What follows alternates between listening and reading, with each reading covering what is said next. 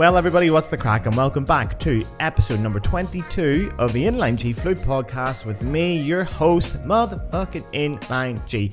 Now, I know you're looking at this podcast thinking, wow, that is a long episode, and I know.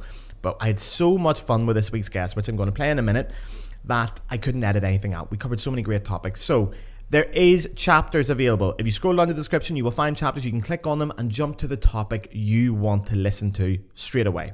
More important than ever. My guest this week is none other than Canadian flutist, writer, recording artist, designer, and gin connoisseur, Jaye Marsh, aka the Wild Flute. Me and Jaye chatted about everything from ageism to imposter syndrome, the recording process, and her own journey through this insane music world. It is a great bumper episode, and I highly recommend using those chapters to go and listen to the topics. It's so good. We had so much fun. And the time difference between here and Canada meant that at midnight during the episode, it turned into my birthday. So we cracked open a bottle of sparkling rosé wine to celebrate. Jaye is not only an awesome musician, but she's a wonderful person and an avid supporter of this podcast. So it delighted me to be able to bring on someone who supports the podcast and continue to build this community. The community that I think is the most empathetic, the most kind, and the most downright funny of the flute world. And finally, you can donate to this podcast if you want to. This is a small independent podcast, the very definition of one. I do everything on my own: script writing, editing, production, graphic design, marketing, all of it on my own. It's a passion project. It is free. It will always be free. I will never introduce a system where you have to pay for more content. Pinky promise. But if you wish to donate to the podcast, it is incredibly appreciated. There's a link in the bio on YouTube, or you can head over to my Instagram page and you can hit the link in the bio there. I recommend donating whatever a Dr. Pepper or a pint of beer costs in your country. If you can afford it, it is incredibly appreciated. This month, I actually turned down a little bit of work to be able to focus more on this podcast. So you're going to get better content. But if you cannot afford it, that's also fine. You can listen for free. It is a system based on kindness and support. So anyway, here is this week's episode. It is Jaye Marsh, aka the Wild Flute, on the Inline G podcast. But yeah, so here, tell me, before we even get into all this, I can get stuck in. Pink, yes, where sir. does the whole pink thing come from? Is that a branding thing? Is that something you picked up when you brought this on, or is pink just your favorite color? Do you know, like, funny, when I was a kid, my parents painted most of my room in sort of like a really bright grass green, and the accents were a pale pink. And I liked them, but for the most part, I actually hated pink most of my life, but I think it was because I objected to how feminized it was. Do you know what I mean? And I just didn't like any of the pink toys. I was somewhat of a tomboy, although, I liked crafting things. I don't know. So it wasn't even a thing. And then I've never even colored my hair all of my life. I'm actually a natural redhead. Okay. Oh, wow. Okay. Strawberry blonde. Yes. So this isn't too far off. It's not. No. It's not. But okay. What am I? I'm just. Although being a redhead's very cool these days. It's very in. It is. But you know what happened is that I started to go it started to fade. After I had kids, It just faded a little bit, and being a Leo and a redhead, boring hair just isn't on. Classic combination, yeah. So yeah, you did, yeah. So you just went, fuck it, I'm going full bright pink, and that's it, committing to it. Well, I started off with a little bit of like over dye over my natural hair, and then like literally the week before COVID shut us down. Yeah. I had no idea. We had a concert coming up like the 2 weeks after I did this, and I went to my friend who's a hairdresser, and I said, bleach it, I want to go bright pink. And I've never even hennaed my hair. I've never done anything chemical to my hair ever. And so she had to ask me about 4 times if I was sure before she started bleaching my hair, and it literally took 6 hours. Oh wow. So okay. It was a commitment. Yeah, and that's an operation. Yeah, exactly, and I haven't sort of looked back since. And how long ago was that? Then it became a brand. 3 years of COVID. Yeah, 3 years ago, and then because I was releasing an album, and I was looking into how to promote albums and how the indie world does it versus the classical world. I really leaned into a lot of that stuff, and so I've been trying to do things with the classical music the way the indie world does, with varying degrees of success, because our audiences aren't trained in the same way that indie audiences are, right? So do you think that's what the issue is? Do you think it's that the audiences aren't quite ready for it? I think they don't know what to do. They're not used to buying merch. They're not used to True. really leaning into their being fans and supporting their fans and being excited, buying posters, buying this, Yeah. buying that. They might buy a CD or a t-shirt if they're at a concert, and they'll think that's great, or they'll buy tickets, which will be great for a live concert. But beyond that, like, there's not obsessive streaming, people don't obsess over certain kinds of music as much. Yeah, that's a very interesting point. I never really thought about it that specifically, about the audience not being the issue, but playing a role in it, because I do often think about like how we market ourselves as classical musicians, and I really think the modern world is changing so much that we don't go to record labels anymore. We don't go to search for the work. We build a fan base and sell directly to them. But Yep. classical music seems to be a little bit exempt from that in some kind of weird way. They haven't quite picked up on it. I think the younger generation is better, but I don't think we're exempt from it. I just think we haven't been doing it, and no one has really figured out that that's what we have to do to join the modern age. And that's kind of been my soapbox a little bit, is trying to encourage my my colleagues to record at all. It was something that I was not encouraged to do when I was in university. It was like, I wasn't a wunderkind or some kind of like blessed star or something. Yeah. So who would want to hear me? Those kinds of horrible messages, which are, false. But that's kind of like when I was in school, it wasn't a thing. It's like, how it was almost a, who do you think you are? Okay. Kind of, almost. So for me to get into, and this ties into the brand as well, and why I called myself the Wild Flute, I needed to separate myself from the recording, right? I was doing it for the composers. I wanted to leave something for my kids to hear, and it's not me, Jaye Marsh, it's the Wild Flute. And then I sort of took on that persona, and then that's where that helped me do the branding a little bit, because I leaned into that. And what else has changed with that branding? What else has came along with the Wild Flute? A lot more confidence. Really? And really, it was the recording. Yeah. Is it an aspect? I once had a therapist tell me once that it's not fake it till you make it. It is more fake it till you are it, which I really enjoyed. And I feel like when you play the role of being confident, confidence and self-esteem come with it naturally. Absolutely it does. It also having, once I put something out there, and putting yourself out there, it's one thing to go live on stage and you're in an orchestra, and there's an audience, and then it's there and you play well, or there's some kind of cock up, but it's it's there and it's gone, it's ephemeral, and there's no evidence. Right? Like, it didn't happen, or the audience is usually very appreciative. You feel good playing, you get that response from the audience. But then when it's a permanent record, like, I found that difficult at first, but also really, really kind of empowering. Out of curiosity, did you do social media before you did your record, or was your record first and then dipping into social media? I was on social media a little bit. I had very few followers, like maybe like 150. Now standard, I was just like, well, I was on social media to look at people and to just consume, just like everybody else is, for the most part.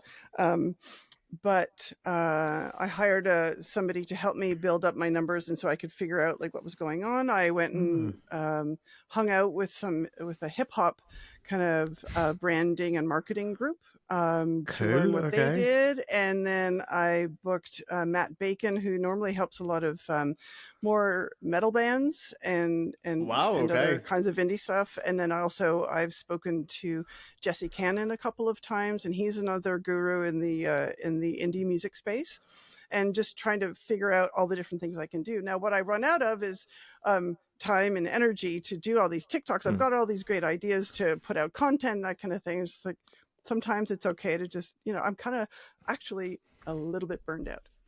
Oh, I can get that. If I'm to be really honest, so it's an investment. It's a huge time investment making social media content. But I am dying to ask you then, if you were working with things like hip hop people and heavy metal, what did you learn? What translates into classical music? Or is translate the right word? Well, the connecting to fans for sure. And what kind of content to put out, how to identify who your fans might be, even though we're in a niche market, and really getting some confidence. Yeah. I also got like sort of like a little bit of a posting schedule, but it's such a fluid industry. And it's really just interesting to hang out with those guys because every 6 months the algorithms change, or the Yeah. the apps do something funny, like all that kind of stuff. So it's a very fluid Yeah. How do you feel space. about, even when you're saying that, how do you feel about the term fans? Like, I find that weird. I haven't quite settled on the idea that I think I could have a fan. That feels bizarre. Like, people have told me they're a fan of I the know. podcast and they listen regularly, and I'm like, you're not a fan. You're a fan of like the Libertines of the Arctic Monkeys. You're not a fan of me. I mean, you're a fan of like real music. You're not a fan of like me. But I I feel like in know. classical music, fandom isn't really a. It doesn't seem to be as accepted a thing here. That's true, and I think it's all part of the not putting yourself forward because who do you think you are? Like that whole thing really translates across. Even soloists are really self-deprecating. Oh, it's about the music. It's about the composer. I'm here to give to you. Like we're really resistant to that sort of. It seems like it it, feels yeah. like self-aggrandizing, but it's not. It's celebrating the art that you bring to the world and allowing other Yeah. people to enjoy that. I had a couple of experiences, if you'll let me. One when I Please. was playing with my orchestra playing the Peterborough Symphony. I'm the principal flute there. Yeah, I know. And I I played a couple of concerts in my first season, and then I was given a bow for some. Oh, we had a whole French program. It was insane. We did Après-midi, and we did Mother Goose, and then Okay, a couple wow. of other like major flute things. It's like I was Yeah. busy. Anyway, Flute so I heavy, got yeah. I got a stand up. The conductor asked me to stand up, and the audience, a couple of people like hooted.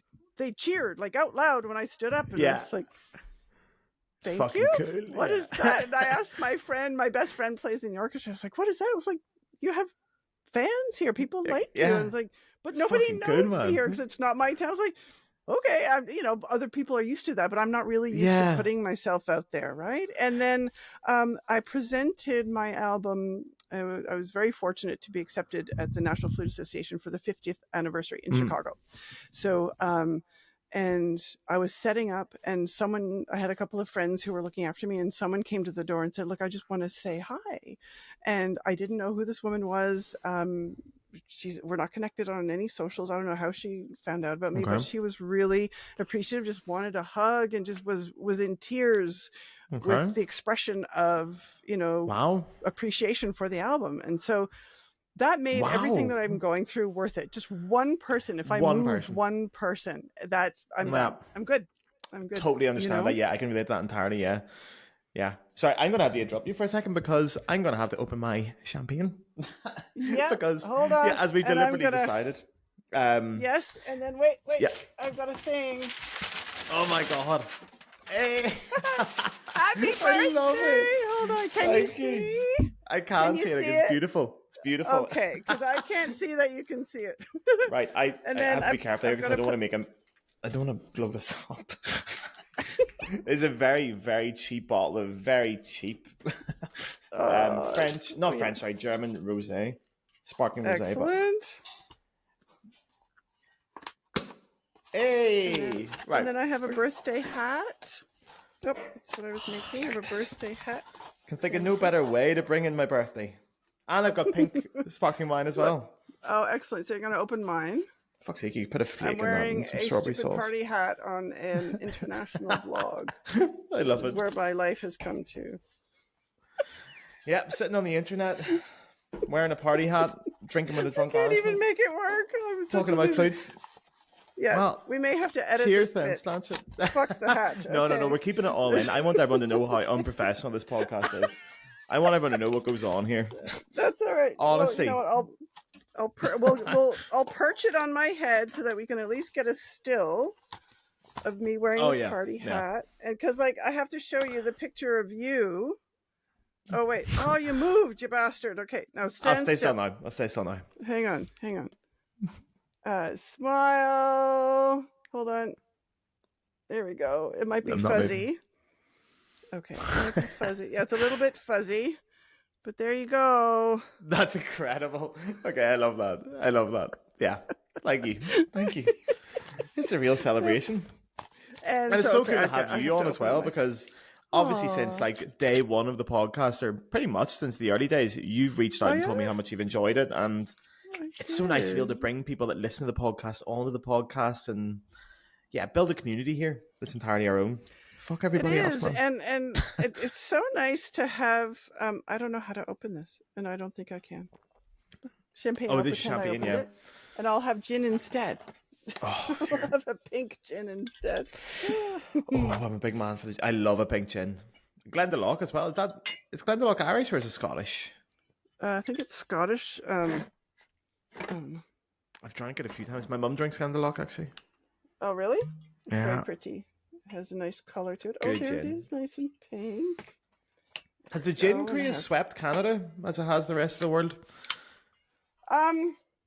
Yeah, it's a pretty popular drink. I think you have like the gin bars, women. the gin. Oh, that I don't know. I don't get out. Okay. Well, you're too busy making albums. You're too busy creating great music. You have too much shit to do. Too much shit to do. I actually did. I listened to your album as well. Oh, thank you. Thank you. Thancha. You did? You listened? Mm-hmm. I mean, I discovered it when we first got in touch, obviously, because, you see someone's name come up, you want to go and explore. For sure. But often when I listen to flute albums, I'll just I wouldn't say put them on in the background, but I would listen to them on the train. And I might be reading a book or something at the same kind of time. That's what we do, then right? The very first track of that album made me go, okay, it's not that kind of album. I need to kind of dedicate my time to this album, because it nearly feels like a concept album. I don't know if that's fair to say or if that's a bit wanky to say, but to me it feels like a concept. I'm not sure what the concept is, but it's beautifully bookended as well. Well, it is, yeah. Title. I know, yeah. But obviously it's very... You know what? Go ahead. What you don't have when you listen to it on the streaming and whatnot, and that's where classical music has a bit of a problem. If you listen to it, if you go to the Apple page, you can download the booklet. There's like a 24-page booklet that goes with it, right? And it explains the concept and my whole thing. But anyway, you were saying? Because when you listen to it on the mobile version of Spotify, you do get the beautiful illustrations as well, and you get like the dynamic illustrations. They're beautiful. They're really cool. Oh. Thank you. Those are... I really want to know about the recording process. Now that you've talked about that and that how you sort of got yourself around that. So how did you where did you record it? Tell me that first. Well, that first track that you heard, which is a duet for flute and loon, that was the only track that I did not commission.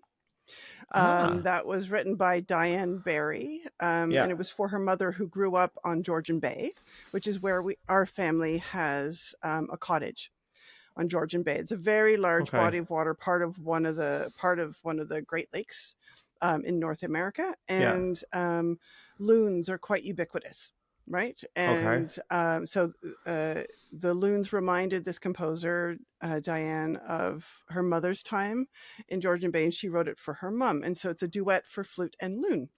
I had first performed it in 2017 on a stage with the loon pre-recorded loon calls that comes with the purchase of the album, at a Heliconian hall. It was for like a women composers event, Association of Women Composers, I think.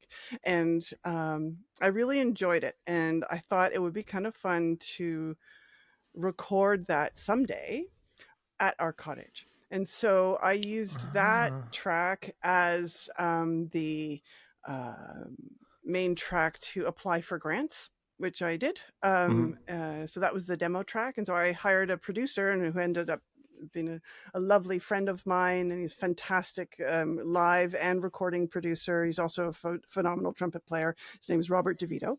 Hey, Rob.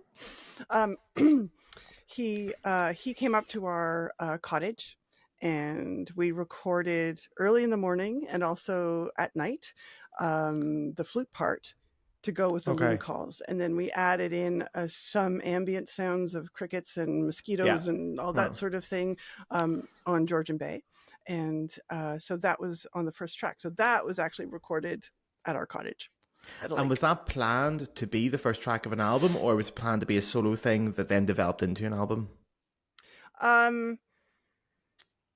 Okay, so the whole story, if we back up a little bit, the Go. reason I even bothered to attempt an album is that my friend Elizabeth Rom, who's a fabulous Canadian composer, said, go get a Factor grant. That's one of the granting bodies in Canada that gives you money to record an album.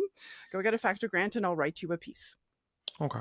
And so, okay. So I applied for, so Cool. you need demos to apply for a grant or whatever. So I did this demo and it was on spec and I applied for a grant and then I got the grant.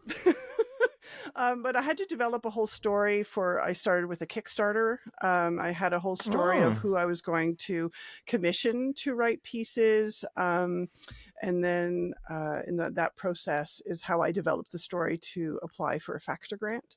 And I had the demos and whatever. So in the process of developing that, I reached out to the Canadian Music Centre, and they have a label called Center Discs. And in order to qualify to be distributed by Center Discs, it had to be all Canadian composers. So then I thought, okay, I will go find a bunch of Canadian composers, commission new pieces, and there we go. I have my project and I had a story. And what I asked the composers to do was to write pieces about Canadian wild spaces that were special to them. Wow. Okay. And the germ of the idea came from Calling, the flute and loon piece, because that's what Diane wrote about. And so then that's where that came from. But that also gives quite a lot of freedom to the composers as well. Just let them choose something. Was that deliberate to give them that kind of freedom?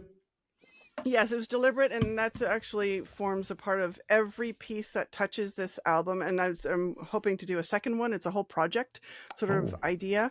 I want every artist that comes in contact with the album to really put their spin on it, including the album cover. Which is gorgeous, cover. yeah. We're a little bit reversed. Yeah.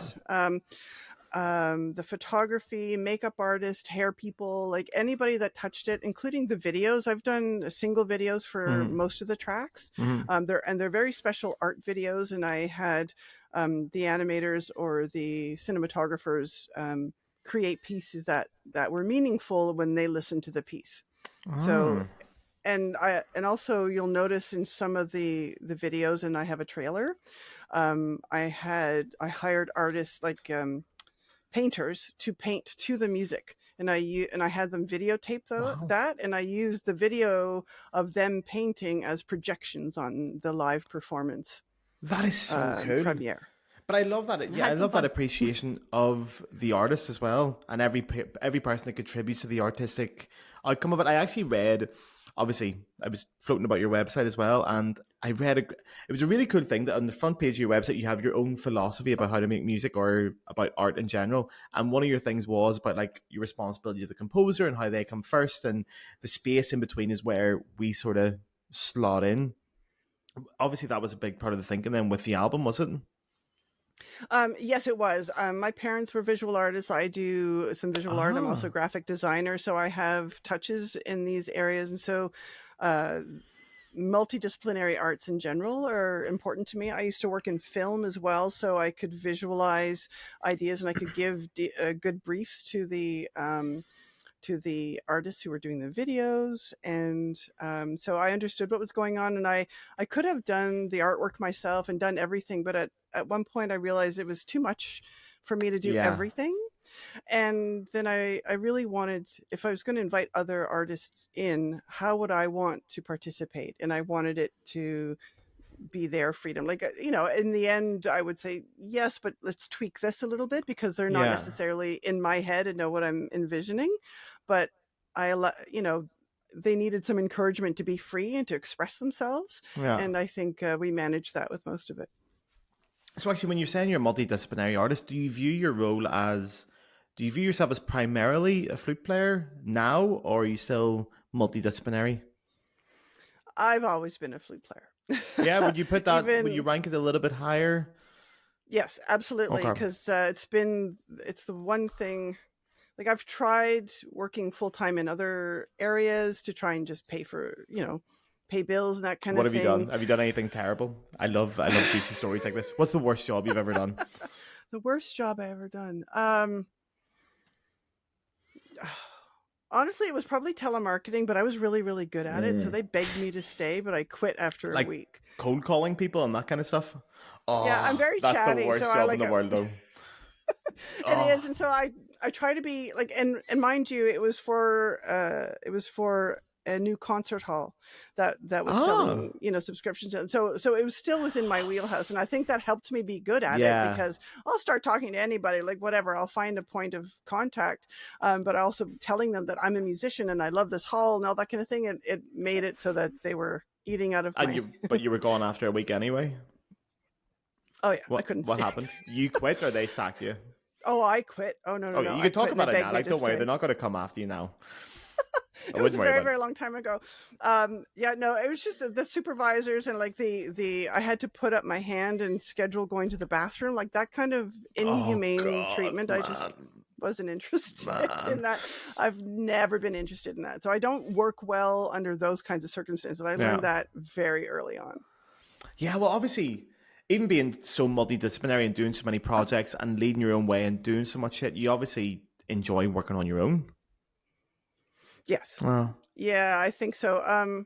I've been in charge of volunteers before, and bless them, I'm not great at being really an encouraging leader. Like I can do it, but I'd rather do the planning and all the organizing, that kind of mm, thing. I ran the air show for one season. We have a huge air show down here, okay. and that was kind of fun. But it all the You really middle do everything. managers. Oh, I You've know. done Well, everything. I mean, I did a lot of administration stuff, and I was teaching people how to use the internet. So I that sort of comfort level with new technology was really baked in. That was Okay. back in the 90s. Yeah. And then Okay. and then so I just carried those skills onward, right? And then my dad was a graphic designer, kind of followed after him after he passed, Okay. and I've been really kind of enjoying that piece, and I dabble in making art and whatever, but I'm kind of, I need a project to do. I don't just paint because I need to, but Okay. and Yeah. going back to your point of why music is first is because I need to. When I was I'm a mom of two, and when they were very, very small, it was really hard, and I Okay. found, because I'm an only child, and so I hadn't really been pushed too much outside of my zones where I needed a place to retreat from or to recover, um, but with kids they're a lot. And Yeah. so what I found was my recovery place was playing my flute, and that was really Okay. interesting to me because I didn't realize up until then how important it was to me, Okay. right? And because I mean, I tried being an event planner. I was Toronto's first green event planner, like environmentally friendly. I created a trade show, and I loved all of that. But the time that was taken away from me being with my kids did not reward me as much as playing music did. So if I was Yeah. going to spend time away from my children, it had to refuel me so that I would come back a happier mummy. So. Yeah. So, what is your background then with the flute before that? Because the way you're talking about it almost implies that you maybe fell out of love with it for a while before you had your children, or you had to rediscover that. So, what was going on before then? Well, I always loved playing, but I actually I struggled with certain things, and I found out like only 5 years ago why I was having some technical struggles. I have hypermobile joints, mostly just in my hands, and so Okay. I experienced pain from the age of 17. But Oh I wow. always loved flute. I was just never able to reach a really high technical level. Like, for a while there, I couldn't even, I'm gonna admit all of the things here, Please do. Yeah. because we need to be open. I couldn't do like the Prokofiev classical, for example. I couldn't Hmm. do like Well, any not more of many those people really can, to be hard fair, but hard technical things. It hurt and created a lot of pain, and then I was in massage therapy a lot, and because I couldn't no. afford that, I had to work because there wasn't a lot of, we had some money, but not a lot. So I couldn't go to camps. I didn't do any of the, extra massage therapy and whatnot that would help me stay in Yeah. good shape and that kind of thing. So I thought for the longest time, I thought it was me. I had bad technique, and I was always investigating, like, this thing, that thing, trying new things. But it turns out it's actually my ligaments are too, like my joints are too bendy. And that's why I was in pain. And it was funny though, having kids when you first get pregnant. at a certain point in the journey, in order to get ready to have, to give birth, there's a hormone called relaxin, funnily enough, aptly named. And at that point, I just released a lot of tension in a lot of my joints that was there. And all of a sudden I could actually play. And it's actually because I had kids that I was able to jump over the hurdle that I was experiencing. And then, I decided, I was either going to focus all my time on flute until I know that I can't do it anymore. So basically, either do it or sell the flutes. Okay. Right. Okay. And so when I hit that point, I went back, I got some more training. I saw a couple of, my favorite people in town to help, guide me in the right place, and just started working on audition nerves, because that was a big thing for me too. And just trying to push through. And then, so I'm here now. It's Look at you now, yeah. Look at you now, you're here. Well, actually, on that then, where did your experience start with the Peterborough Symphony Orchestra? They needed a principal flute, and I went and auditioned. It was a small audition because it's a regional orchestra. And when I started, they were wanting to move away from a community orchestra, high-level community orchestra with higher ends, to a semi-professional. And so we're still on that journey, because COVID took a few years out of that. But I auditioned and I was hired to be their principal flutes, and that was 2017. Okay, so 2017. Not very long ago. Yeah. Yeah, well, not really, no. But how do you find that experience playing this principal flute with that kind of orchestra? Because I've checked out their website and stuff. They seem like a very active orchestra within the community. They have outreach, workshops, concerts. Do you find that different from like conservatoire training, classical training? No, we play very traditional staged, symphonic music. We do. We did play, we're just starting to explore performing in the community and that kind of thing. And that's been good, because we need to improve the visibility of the orchestra, because it's a hockey town and they don't know that they have a symphony orchestra for the most part. Oh, it's a hockey town? I didn't know that. Yes, Peterborough. Yeah, the Peterborough Petes are really quite well known. I'll have to take your word for that. Yeah, sorry. My ice hockey knowledge is very poor. Mine too, really. Okay. My dad liked hockey. I don't know. I just have heard of them, so there we are. Yay. Okay.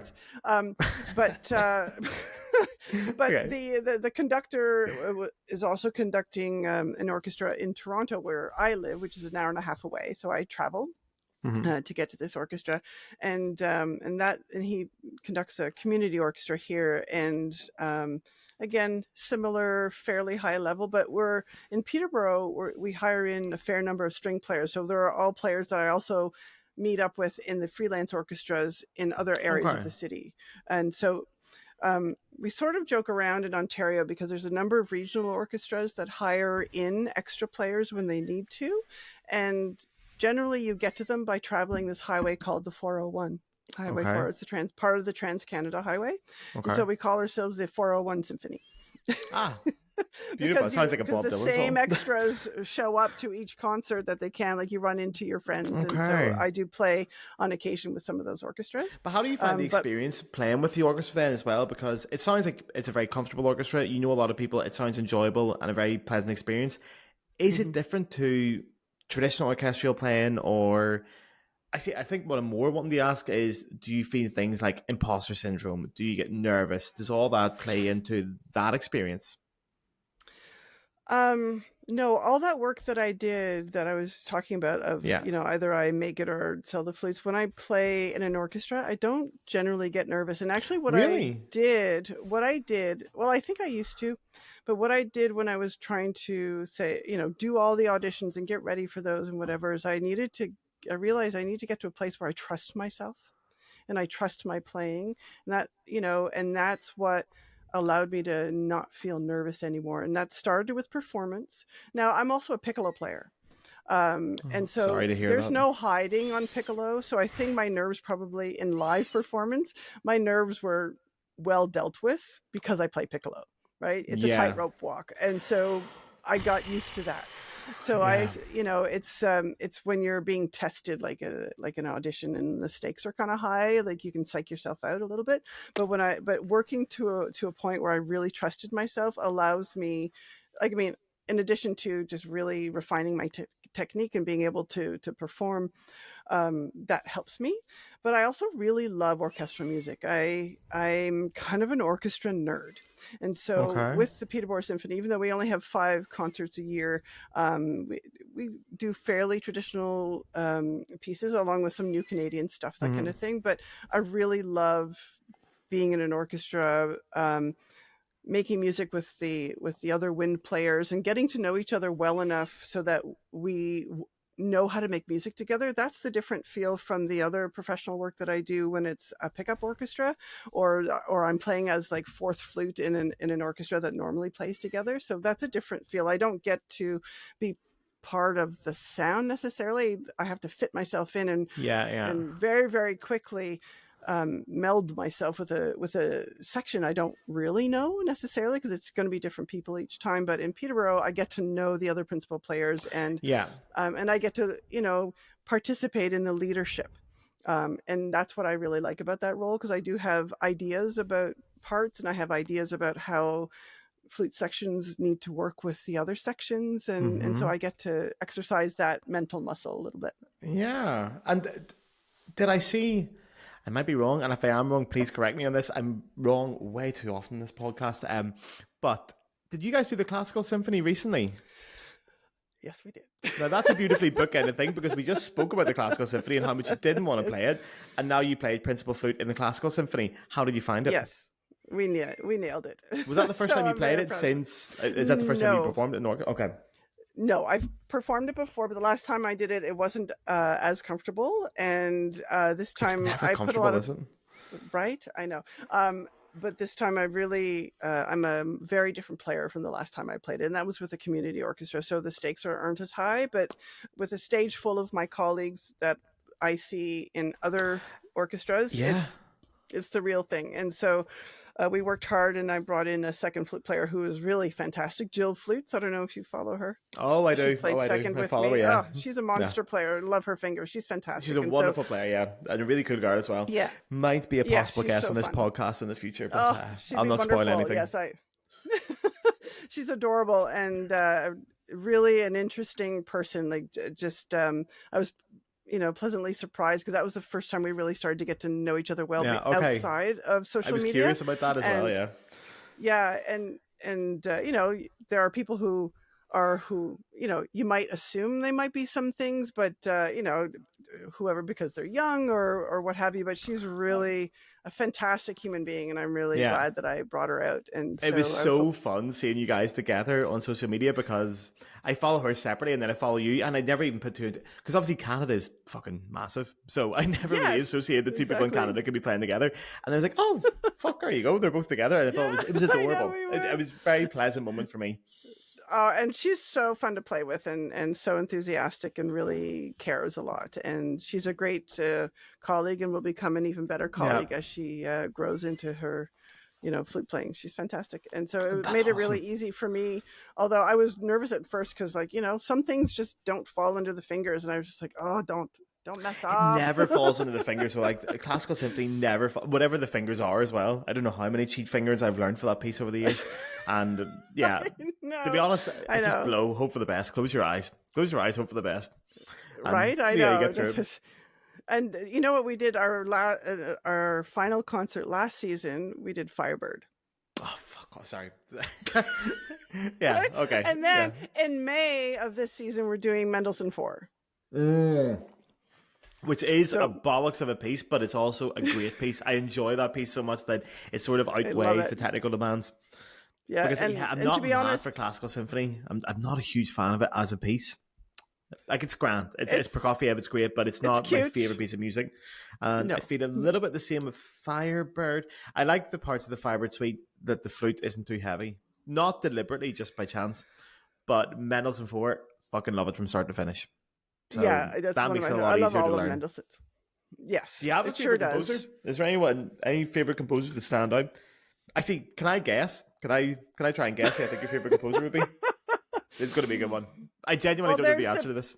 okay, so there's the politically correct. I'm a Canadian and I'm advocating for Canadian See, now, composers answer, and then there's the I'm a flutist in an orchestra and thinking of my favorite parts answer, and then there's the what do I listen to first answer. So okay. I feel like you're going to embarrass me with the Canadian answer because I'm doing my best to try and think of a Canadian composer, and I'm not entirely sure. Is there a famous Canadian composer that I'm missing? Hint. Oh no, but yeah, okay. The ones on your album, obviously, you have to say that. Elizabeth Calm, you have to say, yeah. Obviously, Well, she's also a fantastic composer. She's very clever and she's melodic, and I'm kind of a melodic person. Yeah, Being a flutist, okay. we like to actually play pieces that I get to use more than one vibrato on a Oh, note. do you have an opinion on different vibratos? You've opened up a can of worms there as well, mentioning that little comment. Is it that was a drop-in comment? Like, oh, okay, tell me about different vibratos. Well, I use it as color. I don't have a solid vibrato. Like there's a certain branch of playing that's really intense and very soloistic, and there's a lot of vibrati in all of their sound, and it seems to be ubiquitous in the entire performance. Yeah. I tend to prefer, perhaps I guess it's maybe a more British style, or maybe my own teacher. Who's Doug Stewart, who's principal flute in the Canadian Opera Company. Best flute player I've ever heard. Really? No one's ever heard him because he doesn't record a whole bunch, but honest to God, he's like a magical flutist. Okay. Anyway, note, everybody. I use it as Douglas Stewart. I use it as color, as bridging, as you don't put vibrato. I mean, I think most orchestral players know this, and maybe it's a function of being an orchestral player that I do use it a little more selectively as opposed to being primarily a soloist, which is something I never even imagined I would want to do. And then here I am, and I have to I really just wanted to create more repertoire for other people to play. But now you've got albums coming out. Now you've got a potential second album coming out. Yes, I'm working on it, but the parts are available, and I want other people to play this music, and I want other people to try it. And I don't own this. This is for everybody to get to know a little piece of Canada through a flute lens.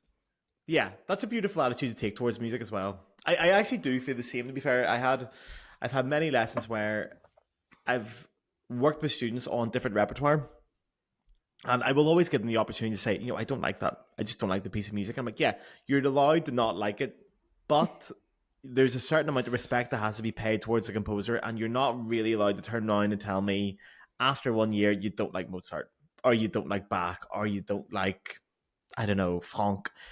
Yeah, they deserve a certain amount of respect, and then after that, when you've explored it, you've depth into it, and you've really got to know it, then you come and tell me, yes, I think it's shit now, but there's a certain respect we have to give, because I still view our role. It's something I struggle with a lot, thinking about often as a flute player, is where do we stand between the line of technicians and artists?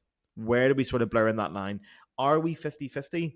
Because obviously, I'm sure you've had this experience as well, but when you tell people who aren't musicians that you're a flute player and you play classical music, like, oh, but do you compose as well? And you're like, no, I don't compose. I'm like, oh, well then they view it almost if you're playing in a cover band. Like, oh, you're playing someone else's songs. I've heard that so many times. And you're not a real musician. Trying to explain the artistry of interpretation becomes very difficult to say to someone, especially in my case where I'm usually doing it after like 4 pints in a pub. But it is very difficult to explain how interpretation is an art in itself, and a very serious art. Oh yeah. How do you feel about that kind of stuff? I've battled that. Because you do compose as well, so. Well, only just this year. I've allowed myself to explore using looper pedals and guitar pedals and putting the flute through all kinds of cool things, and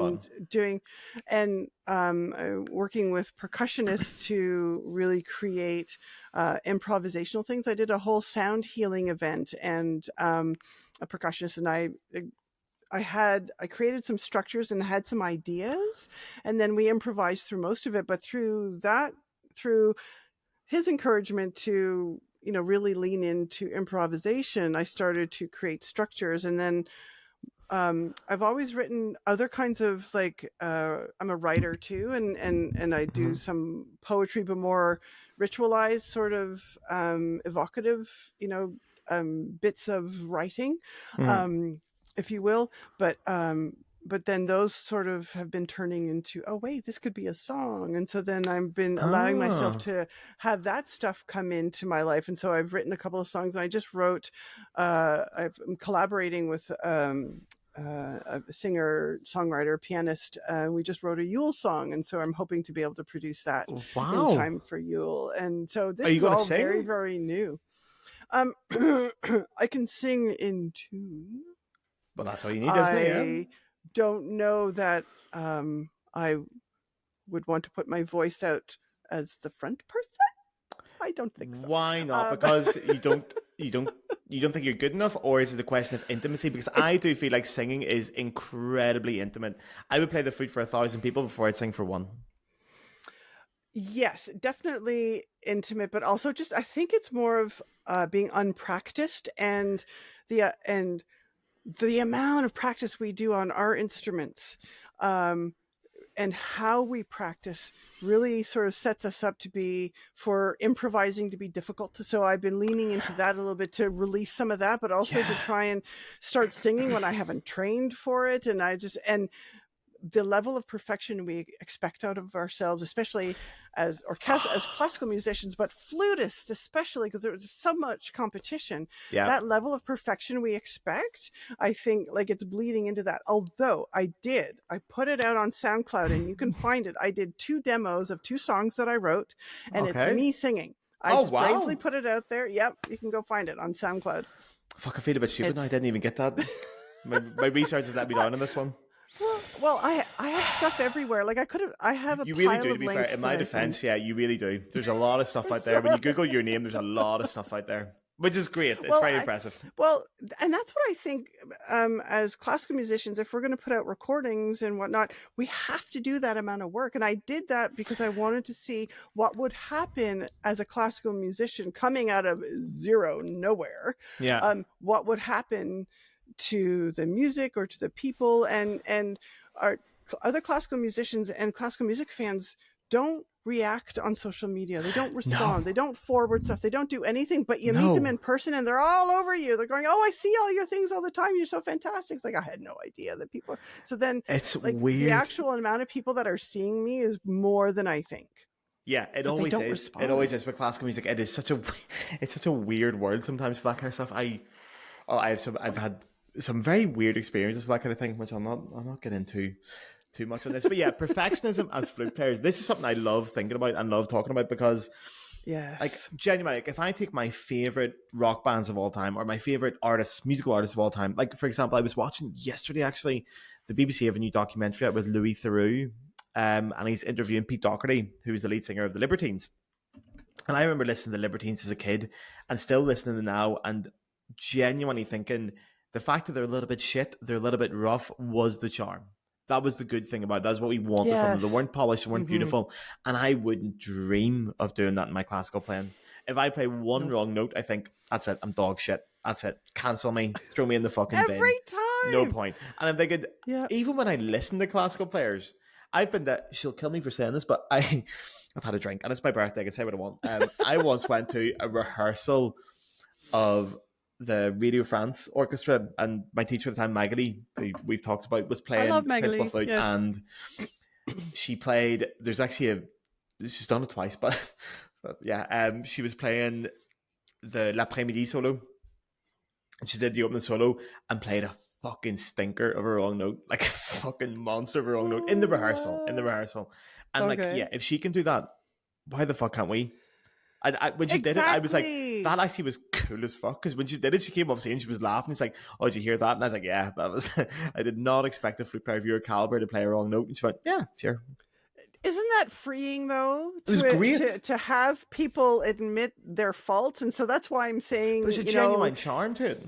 Yeah, and it's a freedom, and I think we do a service to flute players coming up and to other musicians in the classical world to say, hey, you fuck up, that's what live music is all about. And I think I noticed that folks who have the jobs, who are really, really top notch, who have jobs in the bigger Mm, orchestras, there aren't that many in Canada, but the people who have the permanent jobs, yeah. who obviously play really well and they won auditions. Um, Once you get there, they tend to realize how fortunate they are, but also they Mm, admit their mistakes, and they're more liable to say that's just what live music is about, and yeah. they come to that. But those of us who are in the trenches or just freelancing and worried about your next job, if you mess up, are you going to not get hired the next time? So Yeah. there's a little bit of that, and I don't know if we're right in worrying about that, but that's kind of what colors it. And also, students are always trying to compare themselves to the monster players from Eastern Europe on TikTok. Yeah. The Yeah. people. And monsters I is the don't right know word. They're how. I don't incredible. know how. Yeah. How do they do it? I have no idea. I've seen like 14-year-olds and 15-year-olds on TikTok, and I think, man, how the fuck are you doing that? When I was 15, I Right? was not doing that. I discovered beer and girls when I was 15. Girls hadn't discovered me yet, but I discovered them, and I was doing fuck all practice. And even I now, I'm know. I know. 31 today, and I'm still, beer and girls still take up good 90% of my time.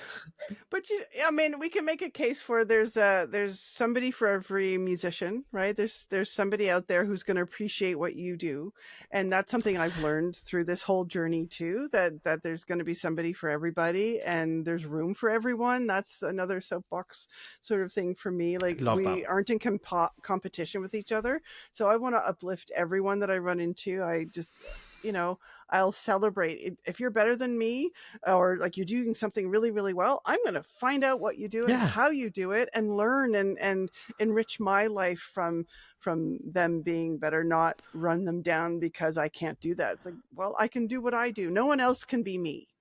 And I so, totally agree with that, but again, any other art form would do that. Like, flute players doing well, or flute music being exposed to the world and doing well, benefits all of us. We all get something out of it. Like, I think of something yes. like, if you take, yeah, I'm running very quickly on examples here, but 2003, the indie boom hit British music. The Libertines come out, they make an album, and then suddenly there's 300 indie bands popping up, and there's audiences buying their music, and then those audiences make the music, and it just blows up. We're the same. If someone gets us interested in the flute, gets us interested in classical music, that's good for all of us. That's exposure and that's interest for all of us. We should be supporting each other. But for some reason, we still have this fucking vicious attitude sometimes in the classical music industry, like vicious. Like, I remember some of the conversations I used to have with people in music college. I'm like, man, that's like meow. Like, stop it. You don't have to bitch about Oh, people it's that terrible. much. It's Do you know where awful. I see it a lot too? I see it a lot in the comments when people like Lizzo, for Mm. example, are doing things, and then the flute players come in, and I have to say, I mean, we can go on about the Facebook groups and all that kind of thing, but like, they slide into the comments um and say, well, making comments about how it's not respectful to the flute and all these kinds of things, and it tends to be more the less secure players, maybe, or Yeah. amateur players who want to elevate the flute playing. I find that more professionals is like, bring it on, I'll play with hip hop, I'll Always play find the same whatever, thing. it's fun, Yeah. right? Because I mean, I think that's what makes a difference between an artist and someone who is doing it for their own love of it. Yeah. um Yeah. and but that, I mean, that's not across the board. I don't want to sort of shoot. It's just, I just see the people who are No, it willing is to a comment spectrum as well. negatively. Yes, exactly. The people who are willing to comment negatively just don't get it. Don't get the Yeah. artistry and the fact that, hey, she's making flute popular. This is good. It You know, benefits all of us. Man, the and amount of students I've had that have referenced Lizzo, especially the children, they're like, oh yeah, I saw Lizzo do this and now I'm getting flute music. I'm like, yeah, well, great. You're getting flute lessons. You want to play the flute. I'm getting paid. We're all winners here. exactly. And more people will be listening to flute, and maybe they'll expand to listening to more classical, and it just helps. And One so, thing leads to another, and yeah. and maybe a new genre will come from it, and more collaborations and whatever. And like, I mean, I've been reading the recent release of Andre 3000, who's a huge hip hop Have you artist, listened to and it? yes, I have. And Okay, tell me. I was about like, to do a thing on it. Tell me. Be honest. well, Not that he listens okay, to this so podcast. I'm sure he's so not going to be too bothered what we think, but yeah. so there's two ways to listen to it. There's two hats. Okay, go. There's the flute player birthday hat. See, I'm wearing my birthday hat now. Of listening to the. Make sure you get a screen That's a grab gorgeous of hat, this yeah. one. Sorry, I was too busy pouring myself a fucking drink. Yeah, go ahead, sorry. From a flute player standpoint, I mean, he's as a musician, he is exploring flute playing new, like, and it's very, early flutes and raw flutes and more like, very more primitive flute type things, and also exploring putting those flutes through different soundscapes and what have you. And from that point of view, like, he's exploring his musicality that way. And I've listened to I went and found a bunch of interviews. I wanted to know more about him and why he was doing that. So I listened to a couple, and he didn't want to chase the streams and the likes and whatever. He was just expressing himself purely. And from a flute player's point of view, having somebody choose a woodwind instrument of different kinds, because he used electronic woodwind instrument, a real woodwind, all different kinds of stuff, to have him feel that in his soul, that being able to make breath and make sound, and that is what was moving his soul. It's like, yes, now and that makes him a true flute player then. Yeah, I think so. And but from, like, if I was going to guide him in flute playing, there's a few things I would fix, and there's some like sound production qualities or whatever. But he's already done his job, and he has the privilege of being able to put out an album, make a huge stink, get a lot of traction from it, and both negative. You should see some of the comments. Oh my god. Oh yeah, I'm sure. Yeah. Well, like, people who listen to Outcast, I'm sure they're getting quite a shock when they go towards even I'm thinking that sounds like a bit much for me. Like a concept flute album from Andre 3000 sounds a bit much. But like, it's all just the ethereal stuff and meditative music, the things that like a lot of indie music players are getting, and that's really the number one streaming. The highest streaming is the meditation flute and sound healing and all that kind of stuff. Yeah, and we might when you Google flute, that's what comes up. Yeah. Right, and if you want to make money on streaming to fund your other projects, like, that's the way to go. Why do you think I'm getting into that kind of stuff too? It's like, I mean, the other right. We're mercenaries. Like, that's the other thing about freelance players. We're mercenaries. Like, I'd sell my soul for a fucking. I'd sell my soul, man. There's no. Honestly, people like to think, like, oh, we're artists in this. Man, I would throw it all away for 100 quid. I'd throw it all away. Fuck it. I've done worse for 100 quid. I really. Fair play, dude. Like, if I was the comments. Sorry, a lot of the comments. I was going to finish. A lot of the comments on Andre 3000 of the people who are his hip hop fans, rap fans, like even more hardcore rap, which are going to be. A lot of them were moved. It's like, I just put it on and I just meditated, and it sort of soothed my soul. And so it's like, aha. That's a stepping stone, because those people have not been exposed to it, because it's very much a white elitist shit that we do, right? So there's your gateway drug. Right? And that's where we need to meet people out of our classical thing, right? And so just a hot little secret. I'm working on a collaboration called Classically Dope. Mm-hmm. There's a rapper in the States who is going to be working on some projects with me and some other women producers in Toronto who are all musicians as well. And we're doing a blend of classical music and indigenous hip hop and American hip hop. And it's all about place. When you're coming to find these kind of projects, do you literally just throw yourself out there, go and message people and say, hey, do you want a collab? 100%. I haven't really got a concrete idea, but I feel like we could make something together.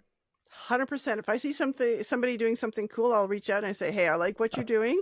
Would you like to do it? And I have a collab in the UK with a lovely woman who has pagan sensibilities, because that's sort of my other side of my life, and so she's writing some indie stuff, and so she wants me to do some tracks on her things. I've collaborated with this songwriter who lives nearby, because I wanted to write a song, and I'm rubbish at piano, and so I can't really accompany myself, so I just needed some help. And I'm tired of being on my own, because I really do everything by myself, and I just need to create with somebody. And the percussionist that I did a couple of things with, he's too busy, and so I'm looking for more collab partners in that respect. yet, but fair play to you, just going out for it. I need to do things with people. I'm realizing that I feel really like that's a very need that. like, obviously I don't want to stereotype North Americans in one group, but I feel like it is a very North American thing to have that confidence to just go for shit, just message people. I wouldn't dream of it. I'd be so embarrassed. I don't think it's a Canadian thing. I think I'm kind of unique in that, to be honest. My stereotypes of Canada, I don't have many now, to be totally honest. You did say a boat earlier, which I really enjoyed. Did I? That's one of my stereotypes.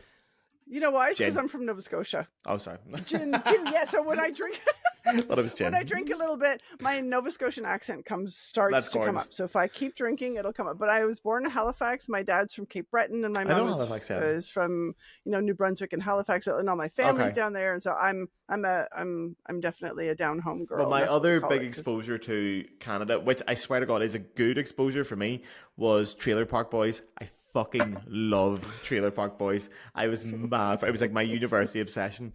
I was also nicely exposed to a side of Canada that we don't get exposed to. For us, Canada is like, it's like America, but nice. It's the good side. On that side of the river, it's the good ones. But they're always like, they're so nice. And they got Justin Trudeau and everything's great and they love each other. And then you see Trailer Park Boys and you're like, yeah, they're scumbags too. They're a bit rough too.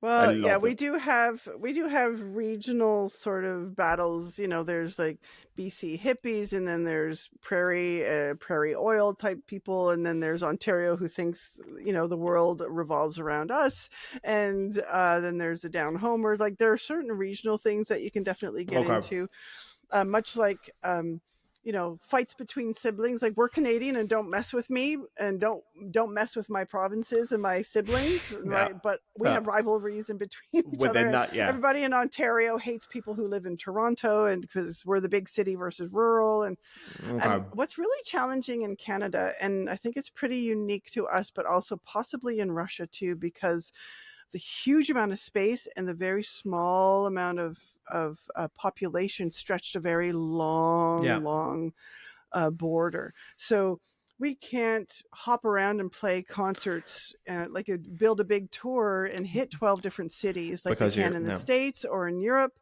It costs more to travel to Vancouver than it does for me to get to London. Yeah, shit. Okay. In my own country. But it also does influence... I'm just thinking of this now, but it does influence the art you create. Because I think of like Russian literature, Russian music as well. That sense of space has always played a huge part in that kind of music. There's always that sense of space. There's always that sense of nothingness. There's always the destituteness of the Russian wilderness, especially like as you go further east in Russia. Further east, the Mongolian steppes and whatnot. So do you guys think that Canada has that same influence in their music as well? Like obviously your record plays into that heavily, but... Yeah, a little bit. I think, I don't know, because we like to, in general, and I'm generalizing, hugely generalizing, is really just rich people and mostly we love generalizations in this podcast. Is the camping aspect and going out into the wilderness, because there's so much of it, especially in Ontario. That's a huge thing. Going to the cottage, going up north, cottaging or skiing and doing all those kinds of things. I think in urban centers, that's probably not as much, and certainly in downtown cores, we try to get people out into the greater natural world, but there is a tie-in because there is so much, pardon me, there's so much of the Canadian shield that we can't grow on, we can't live on necessarily. And so just that awareness does color when we have when we're fed images of what Canada is. What Canada is actually on an individual basis is really no different than anywhere else. We have, we have friendly people. We have, Trailer Park Boys, happy people. We have bigots. We have, people who care about the environment. We have people who are really poor and struggling to live. And then we have a lot of really, really rich people who don't notice. Like we have everything that everywhere else has. Like everywhere, right? But we're very lucky. We have a lot of fresh water. And we have a lot of space. And you have poutine. And we have poutine. Yeah, I can't eat poutine. I am so sad. Oh, because you're celiac? I have so many food issues. No, it's not celiac. But I'm also allergic to I'm allergic to nightshades. You're allergic to what? Tomatoes. Nightshades. So tomatoes, is that a peppers, potatoes. It's like everything red and flavorful, Oh, so I can't eat fuck. potatoes. Everything. You can't eat potatoes. Sorry. You can feel the Irish rising up on me there. Right? You can't I eat potatoes know. and you I'm can't drink half Guinness. Irish myself. I feel you. Fuck that out the window. I Right, know. I have to. Life is not worth living. We're going to move on from that topic because you're only going to depress me. You're only going to depress me. There is one topic I have to get onto, obviously for the day that's in it and fitting, but it's a topic I find super interesting: is ageism within classical music. This is something that you Yeah. said you know quite a lot about. You feel like you're quite. I've read a lot about this. It's not something that would have personally affected me that much. Like I'm at the age now where like the likes of orchestral academies, they're not appealable to me anymore. They're not open to me anymore. The cutoff point for international competitions tends to be 28, 29, Yeah. 30. So I'm starting Yeah. to dip my toes in, suffering from a bit of ageism, but I'm all right. What are your opinions on that? Well, I mean, I'd be curious to see, to know what you found, to be honest, Oh, coming at it from a male, younger-ish sort of musician. I oh would yeah, like all to the know boxes, what straight, you white, found. male, yeah, all the boxes. But you're still young enough to still think that there's a huge career ahead of you, right? Um, I don't notice my age because my eyes are still 20. Do you know what I mean? I still And you're see only out 24 of anyway, so right. I know. I mm. still see out of very young eyes, and I don't think I look my age. So there's that, but also there's a lot of sort of um, ageism online. You see it a lot of, like you'll see 19, 20-year-olds commenting on a fitness video with a woman in her 60s wearing, really, really fit and teaching people how to, exercise and feel good in Mm. themselves and telling them like, you shouldn't be wearing that, Fuck especially off. as women, especially as women. Ageism is a huge problem. Yeah. We, recently, although it's been played down, but we had a news anchor who let her hair go gray over COVID, and then she was uh, not renewed she's been a news anchor for quite some time, and For then she just suddenly found herself not a news anchor, and so we all saw it as an ageist thing. The network disagrees, but we know what's happening. Like at a certain age, you disappear because you're not interesting anymore. I mean, we disappear to men just in general, but also in the music world. You mentioned academies, but some people start late, especially women who have babies. yeah, We need of to take course. 10 years off until we No, can, an awful lot to get back into shape, unless you have a job already. So that's 10 years. So that already ages you out of composing, um, composing's bad for it as well. Yeah, competitions. yeah. It ages you out of the performing competitions. Now, there's some are starting to change that and having professional categories, but sometimes you're an emerging artist, and I just started 10 years ago. Like it should. So some of them are changing their terminology to emerging, as in you just started and you're not an established professional, Yeah. and so they're not putting an age category on it. But most of them are very ageist. I know that No. I have no hope of doing an audition in Europe because their cutoff is 30. It often So, is, yeah. for some of the orchestras, not that I had any sort of desire, like I only came to a place of being able to play as well as I do now, very late in the game. I'm a late bloomer, they call us, Which right? is And incredible so, as well. I should mention that as an example yourself because I don't know what your background especially is in your studies or what you've done before, but you played at an incredibly high level now, and that sort of seems to have came out of, I wouldn't say nowhere, but yeah, in the last 3 to 4 years, suddenly you're playing exploded, you're making albums, you're doing gigs, you're performing yeah. regularly, and everyone's like, shit, she's really good. And you think Oh, normally thank you. someone of like even my age, for fuck's sake, at my age, there's records of me or videos of me playing from 14 years ago, 15 years ago. It's all documented, it's all online with you. It just sort of seemed to go quietly under the radar and then bang, out you come. Well, that's a function of I never really felt like I wanted to put myself out there. I was focusing so much on orchestral work that it didn't even occur to me that it was something that I should do. And so that's what I'm telling everybody I run into.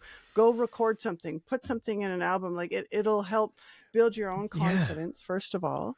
And then you get to hear yourself play, and then you'll realize that you actually have something to say. And that's the other thing that I really carried, and it was really huge, and even impeded my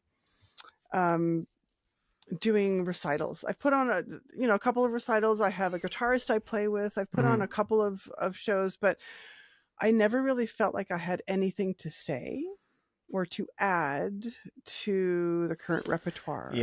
Really. And so I was very selective in the performances that I did. When I was asked to perform, I always said yes. And I've done a couple of solo things, but in addition to that sort of, I guess you could say somewhat lack of confidence, but also I wanted to feel like I had something to say. Yeah. That's a really interesting viewpoint to take on that as well. Sorry to interrupt, but that's a really interesting viewpoint to take on reciting, because I would never consider myself saying, I haven't got something new to offer the Bach sonatas. I would just think, no, if I can do them right and I can play the right notes. The thing that would stop me is thinking, oh shit, I'm going to play a mistake. I'm going to play a wrong note. But for you to think I haven't got something new to contribute, that's a really good opinion to have, to be totally honest. Like, that's the way it should be. I guess, but I mean, every instrumentalist is so unique on their instrument, regardless. You know, as much as we try to emulate other people or play it perfectly, everyone's going to have a different take. And I think I've come to that realization. I wish I'd had that a little bit earlier, but I think I really had a higher standard for myself, and that might have been part of why I was reluctant. This journey started well before I even was told, hey, I'll write you a piece. I did the Schubert, the Trockneblumen thing, which is has some notes. And it was hard fucking half, yeah. It was kind of hard for me at the time, but someone asked me to play, and I said okay, and I just took it on. I just said I wasn't ready for it, but I got ready for it. And so that's always how I've done things. Is like, I need to do something, I'm just going to go do it. My dad was always impressed by my willingness to just go out and do something, and say I'm yes. Impressed by that, to be fair. Say yes and go. Thank you. Just why not, and so and the more I did that, then that fueled my confidence. And I actually did the France duo for suite for flute and bassoon. And I got to play that with a most phenomenal bassoonist, Nadina Mackey Jackson, who is a soloist. She's Canadian, but you really should get to know her. She's an amazing person. She dyes her hair blue, and she was sort of like a little bit of a. Did she dye her hair blue when you guys came together? No, she's been doing it for years. It just sort of just playing with her. Blue and pink. I know. I wanted to do a piece with her, and that's kind of but she's sort of wasn't able to do it, and so I ended up doing a flute and bassoon and harp piece on the album. But it actually started with, we did that Francex piece for a concert, and it was challenging, but with her encouragement, we really put on it's a very difficult piece for flute anyway, but also difficult to find a thread in the whole piece to make it sound good. I was listening to all kinds of, what YouTube recordings I could find, and I didn't like any of them. So I thought for sure we would hate this piece. And I brought extras, and she brought extras because she thought the same thing. And then we played through and we found something playful in it together. And that was so informative for me, that we were able to find something. And that gave me a little bit more confidence in that, hey, wait a minute, maybe I have something to offer, and I have something musical to say. And that has grown since. And I think that, that ties in beautifully to what I said earlier of that is the artistry within interpretation. You will always find something. There's always space for us as interpreters or as musicians to find one thing that we can put on and go, nobody else has found that, or nobody looks at it the way I look at it.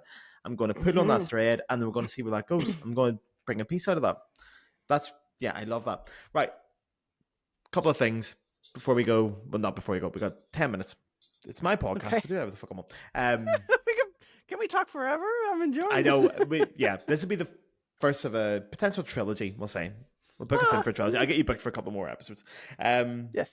First of all, for a musician that maybe is further on in their career, it feels like they're not going somewhere. What advice would you give to someone who's maybe at that stage? For example, maybe a handsome 31-year-old Irishman who's drinking a glass of rosé and thinks it might all be over. What advice would you give to someone at that stage? To be honest, I would actually encourage you to record, to be honest, because that's the one thing that really, like, conceive of an album, think of something that you would like to share with somebody and get it out there, because we're all on recordings, we're listening to Spotify, everything is, even TikToks or whatever, so that's how people will discover you, but more importantly, you'll discover yourself. There you are, beautifully put. Go through the process of the, the recording process was new, and it was really, I didn't know how it was done, and it was really interesting to go through that process. It's weird, the recording process. I fucking hate it. I never enjoyed recording. Never enjoyed Really? it. Yeah. Have you recorded solos or just orchestral stuff? No, I've recorded, especially recently, I've recorded in a lot of, I wouldn't say Irish folk albums, but yeah, there's a band back home, my best friend's in the band back home, and I've recorded with him, and I've recorded a couple of like video game stuff and things like that. But in any case, I always hate the experience. Hate it. Because I always feel like every single time, every recording I think I've ever done in my life has always been, I'll do a couple of takes and I think, oh yeah, give me another go, run the tape again, let's give it another lash, and it'll always be the first one. And the first one I'm never really that happy with. But you're always thinking, oh, it could be a wee bit better, and then I run myself into that search of perfection. It's a fruitless search. Yes, I'll have stories for you. So with classical, it's a little different because it usually takes a couple of runs and then we get into it, because it's a totally different genre. And I think if you maybe commission some pieces or do something new where you're not tied into how everybody else will do it, that's what helped me, because they're new pieces. No one else does them. Someone else might do it better, but this is the first one. And so that took a lot of pressure off. But there were... one of the pieces, Nibin, which it's a concerto for flute and indigenous storyteller, and this was a suite for piano. Thank you. I had gotten it the week and a half before we recorded it. Yeah, and normally in the classical world, we normally in the classical world we play something, we perform it lots, and then we decide to record it. I'm doing it the opposite. I wanted to record something, and now I'm trying to find places to play it and whatnot. So that's my job now as a performer, to find places to play. But I had gotten it the week and a half before, and the pianist got it the week before, or like the Monday, and she's phenomenal. Tina Fey is just an absolutely monster pianist. It's so great to work with. But so there was one bar in the final movement that I recorded 27 times. 27? That is not bad shooting. 27, honestly, I've done a lot worse. One bar. I challenge you to figure out what bar. It's in the last movement. Just when I was about to think, I think I'm going to go listen and find out what fucking bar that is. I'm going to really enjoy listening to that. I'll help you out. It's the last movement of Nibin, so number 5. Yeah, it's 5 movements, isn't it? Yeah. So the last one. So you'll have to.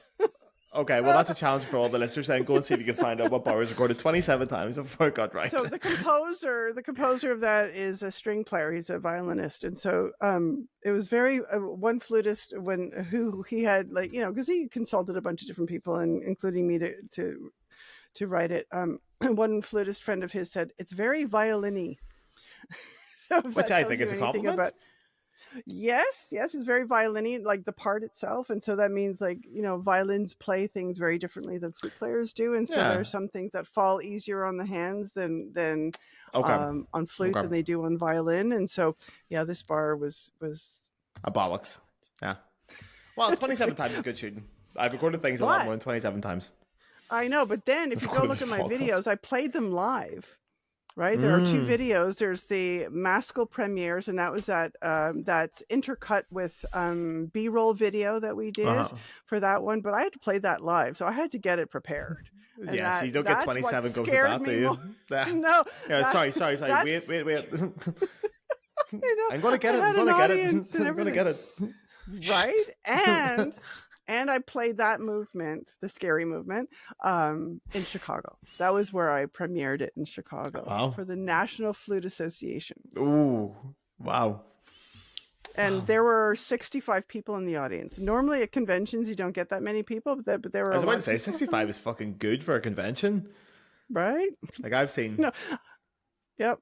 Yeah. Yeah, I've seen. It was. I'll not say how many I've seen. Yeah. Good. Anyway, yeah. Don't want I to shit think on the food I think I associations. managed okay, but that was Fair that petty, was yeah. intense.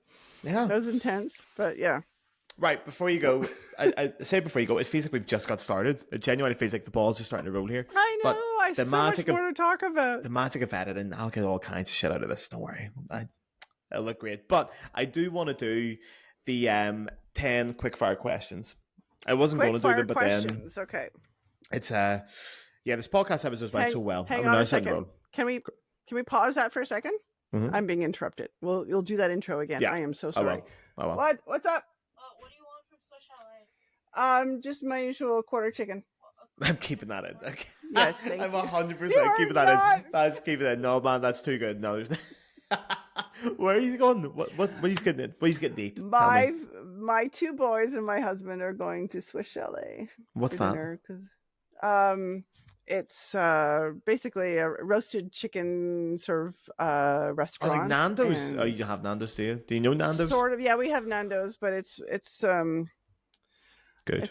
I mean, they have this special sauce that people like, and just the way they roast it. It's just roasted chicken, and they have French fries that the kids like, and it's just a particular flavor that they have and everything. And what are you getting? What's your usual? I'm such a nosy bitch here. I'm sitting here with okay. What are you getting? Chicken breast.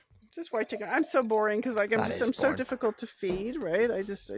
Yeah, because you've got. You know what I have? You can't let me go yet. So after the before, actually, let's do it before the fire question. Yeah. Rapid fire. Okay, so we're still rolling. Okay, so in this package from Sheet Music Plus, where I get a lot of my music because I never leave the house. Here, but if they want to sponsor us here, if you want to sponsor lads, we'll take your money. So I have this. This is your birthday present, but I've been waiting for something, which is why I haven't mailed it yet. So there was a funny set of articles about raccoons in the Toronto Star. And do you want to see the rest of it, or do you want to be surprised? I want to show you because it's your birthday today. Yeah, it's my birthday today. So I printed bookmarks out that had my Flute in the Wild cover on them. So there's that side that has a flute on it, and then this is my tagline. Welcome to Canada through a flute lens. It's backwards, but people can flip it. So I gave you a bunch of bookmarks. Oh, it'll be flipped in post. Don't worry. Oh, very good. Fine. Never mind. And my marketing manager will deal with that. What I'm waiting for really is to give you one of these, my dear friend. Just wait for it. Oh God, I'm so excited. I'm a bit nervous as well. It's a silk cloth of my album cover. Whoa! So this is mine, which is why it's wrinkled and heinous. But a silk cloth. Can I use that to clean my flute, or is that like that's a no-no? It's for your flute. You can. It's for your flute. It's for my flute. Okay. Yeah. It's a silk cloth for your flute, which is why I did silk cloth. I am so fucking bad at cleaning my flute, man. The outside of my flute is stinking. The inside's gorgeous, but the outside of my flute is fucking stinking. I use mine on my lap to to mop up my hands before I play, so I'm not so sweaty and whatnot. Or I wipe down my keys with it. But there's going to be one coming for you, and you can use it whatever you like. And then we've got a little. I don't even think I've talked about my obsession with fucking raccoons on this podcast. But sorry, I said that. I really worded that in a bad way. I have an obsession with raccoons. I you know what I mean? Like I don't have an obsession with that. I'm gonna get cancelled if I say that. I have an obsession with raccoons. Are you a fuzzy? Are you a furry? Isn't that what they call them? Right. Cut the cameras. Cheers, man. Reroll it. I don't have an obsession with raccoons. I have an obsession with raccoons that are fucking brilliant. That's a better way to say it. I think they are. And then, so that's a pin. That's a pin. You can cut that out. So I'm going to do this again for you. So I have a pin of a raccoon in a trash can, and I think it says beautiful. Toronto on it. And then there's a keychain with a raccoon hugging the CN Tower, which is... that's class. And that's And that's all going in a package to you. So That's what I'm waiting wonderful. for is Okay, that thank you very silk much, Finn. cloth. That's I'm incredible. waiting for the silk cloth to come. So it'll come this week, and then I'll send it to you. I'm incredibly appreciative. That's amazing, yeah. By the way, I love the way you say, oh yeah, we'll re-roll this, as if I'm going to cut any of this. As if any of this is not going straight into the podcast. They're all listening to this right now. Fuck it. Right, 10 quick questions. We're going to fire through this because I feel like this is going to become a bit my brand. I need a beverage. No, it is going to be quick, and yeah, there's one question you don't have the answer, but we'll get to it. Okay, question number 1. What is your favorite word?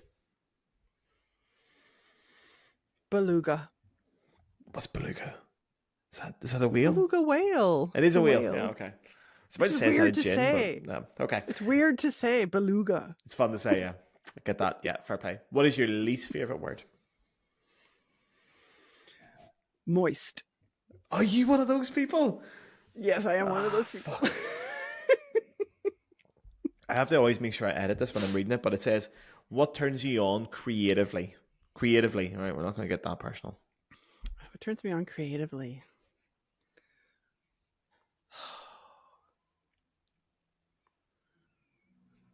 I don't know. I feel like I'm always creative. So it's almost a curse.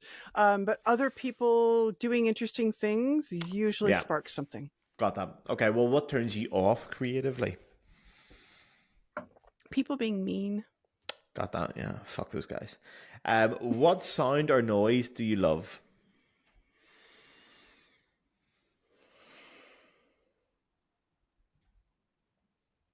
I gotta say James Galway's flute. Oh, yeah. That's a good answer. We'll end it there. No. What sound or noise do you hate? I have this one, and my family all. James Galway's flutes. Crinkling wrappers. Like Christmas paper wrapper. Any kind of thing, like. You hate that? But see, even now, I love that. That's really? Beautiful ASMR. ASMR, right? It's more so when I'm trying to listen to a movie or a TV show or whatever. But there are sometimes, and it's weird. It's okay. Under the TMI, it's tied hormonally for me. I could tell, like, it's not an issue anymore, let's just say, but I can tell when my hormones were going wonky. When crinkling wrappers or people making weird sounds with their plastic bags, like in a lineup at a store, would make me mental. Like I would have to really just breathe and meditate through that so that I don't shout at random people in the store lineup. It's really bad. So that's when I knew I was just like, I'm not fit for public consumption. I'm gonna go they are. Yeah. That's a you problem, not an us problem. Yeah, that's totally a me problem. Okay, right. Well, 2 left. You don't have the answer to this, but if you want to, you have can. We done 8? Was that 8 already? I think it is. Yeah, if I'm counting right, yeah. Which I might not be. I've had half a bottle of very cheap German wine. That was like what 3. is your What is your favorite curse word? You can go die curse word. You can give me a. What do Canadians say? Oh, shucks. That's what I think Canadians say. What do Canadians say? You're too nice. You swear anyway.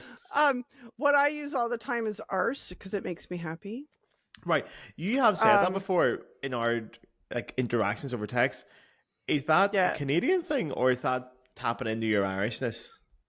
It's a down home thing, so it's a Nova Scotian thing, which is then again tied. Yeah, because Nova Scotia is very similar to Irish and Scottish sort of sensibilities and colloquialisms, which is why I think I like how Irish your podcast is and how raw you are and how just very real. You have no pretensions, and that's very much a Nova Scotian thing.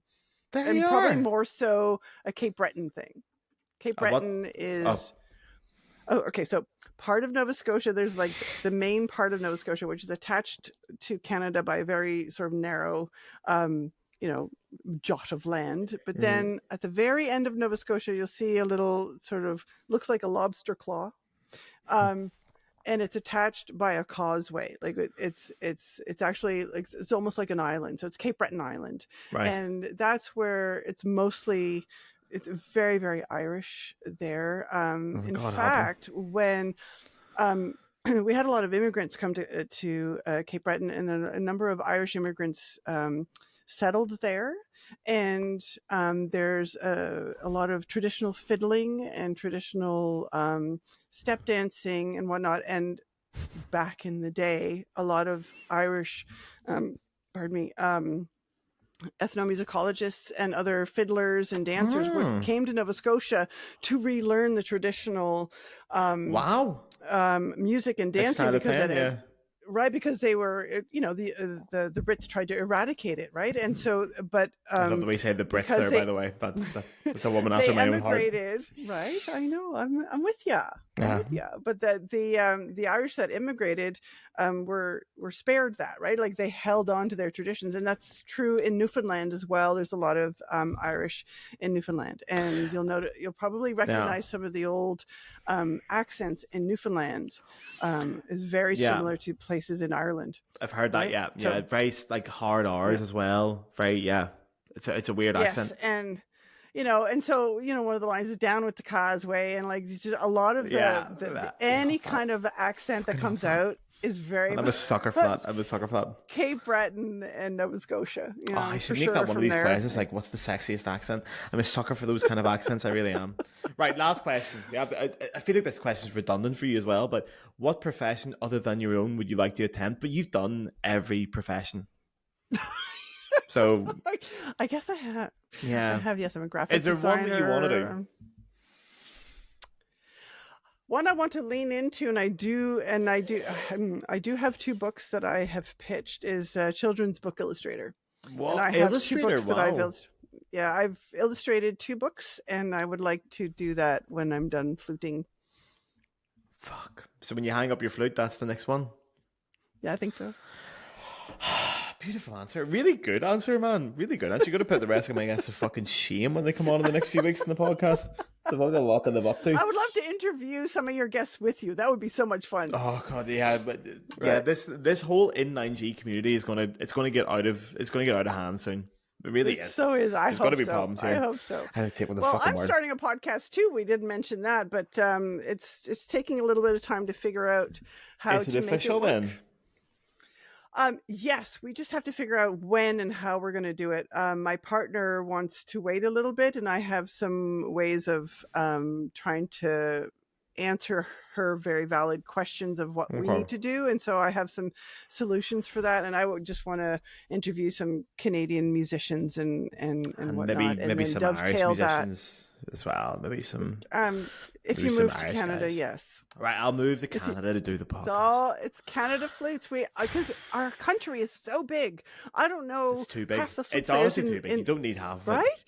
I don't know half of what's going on, or like I don't even know like a tiniest fraction of some of the flute players. And through exploring things and finding flute players and doing Canadian flute music stuff, I'm discovering all kinds of flute players, both amateur and teachers and performers that There's I wish some great flute players in Canada. Better.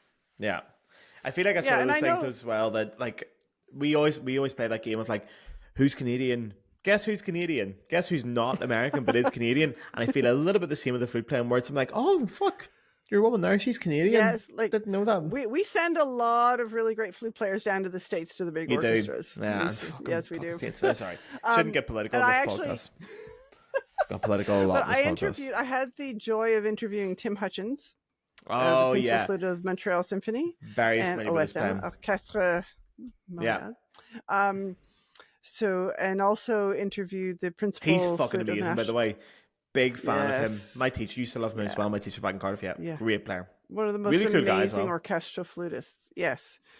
So I interviewed him before COVID, and also interviewed the principal flute of the National Ballet, Les Alt. He's also a phenomenal flute player, and so I interviewed Bob Aiken.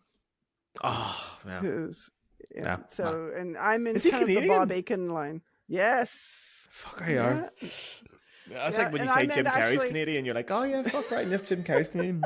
I didn't know Bob. There you are. Of course he is. I know he taught a lot in the Hush School, but and so did Doug Stewart. They went to Germany I played one of his pieces as well, and one of my end of year recitals in Paris. Yeah. I played something song. I can't remember what it was. It was fucking brilliant. I made a balls of it, but It was a great piece. I made a balls of it. Like, but it's a whole different story. I turned up hungover. It was bad. Turned up hungover to the rehearsal. I didn't think. Yeah, the performance was banging, but the rehearsal was it was a bit ropey. Northern Ireland just qualified for the European Championships, but anyway. Oh, you'll be fine. You'll be fine. Yeah. I know he writes some great music, but yeah, he lives in Toronto, and he's there you are. He has there's the Bob Aiken line of flute players, and I'm from his line as opposed to the Tim Hutchins and that line and the Jeannie Backstresser line. I'm from the Bob Aiken. Jeannie Backstresser's Canadian. Yeah. Fuck. She may have been born in the States, but she got a job in Montreal and spent a lot of time in Montreal, here. And spawned a great number of flute players who then went on to teach. And then Ransom Wilson is also Canadian. And then Ransom Wilson's Canadian. Fucking goddamn it, man! This is just like that game. I didn't know Ransom Wilson's Canadian. I really need to do my homework on this. They should have a Wikipedia page saying that these people are not American. I know you think they're American. But they're not. Well, that's why I'm starting the Canada Flute podcast with my lovely friend Stephanie Curl. This is your first plug. By the time, you won't have your podcast by this Friday. This podcast is a very quick turnover. This podcast is a worryingly quick turnover. Awesome. To be totally honest. Yeah, right, we have to wrap this up. We have to wrap this up. I go on for hours. We go on for hours. Editing, yeah. I'll leave that to my editing team. You have a team? Oh, look at you. I have to edit it myself. Team. That's you. Team. CEO, director, marketer, producer. Right. I know. It's hard. It's a lot of work, man. Corrupt at the fucking top, man. Corruption runs through this podcast. It's dirty from the top to the bottom. Right, we have to go. That's what I love about it. It was a pleasure. I'm so glad to get you on as well. I'm so glad to get someone who listens to the podcast, build this community. It's fucking great. This will not be the last time. We'll have to organize another podcast where we maybe delve a bit more deep dive into certain topics. But I enjoyed this. I enjoyed bouncing around. I enjoyed just getting to know each other. It was a lot of fun. I enjoyed it, and thank you so much. Right. We'll say goodbye to the listeners and viewers, and then we'll go chat off air. So if you want to say goodbye to them, you can go ahead. All right. Flute in the Wild. Get to know Canada. There you are. Yeah. Guys, stream it. It's on Spotify, by the way. Flute in the Wild. You'll find it easy. I'll put a link in the description. Done and dusted. Kippers and custard. See you guys next week.